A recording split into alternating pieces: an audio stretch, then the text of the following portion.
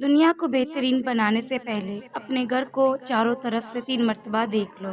چھوٹی چھوٹی غلطیوں سے بچو، ایک چھوٹا سا لیک ہی بڑے جہاز کو ڈبو دیتا ہے۔ اگر ہارا ہوا انسان ہارنے کے بعد بھی مسکرا دے تو جیتنے والا اپنی جیت کی خوشی کھو دیتا ہے۔ اپنے دشمن کو ہمیشہ معاف کر دو، یہ اس کو سب سے زیادہ اذیت دے گی۔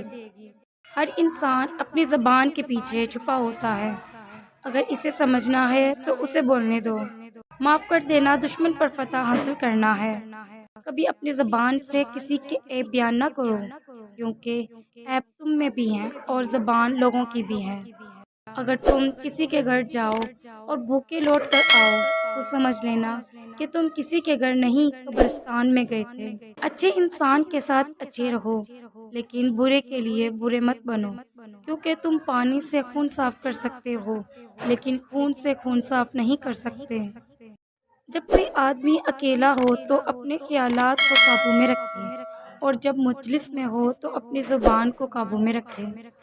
بے ایمانی سے ایک انسان تھوڑا سا آگے جا سکتا ہے، مگر بعد میں خالی سڑکوں پر بھی سفر نہیں کر سکتا۔ بندہ عامل کے پاس جاتا ہے کہ کام نہیں چل رہا، اور عامل 20,000 لے کر اپنا کام چلا لیتا ہے۔ صبر کی 2 صورتیں ہیں، جو ناپسند ہو اسے برداشت کرنا، اور جو پسند ہو اس کا انتظار کرنا۔ کچھ لوگ اتنے بھیانک کوارے ہوتے ہیں کہ ان کے تاش کے پتوں میں بھی بیگم نہیں آتی۔ آپ کی نیت آپ سے جرم کرواتی ہے۔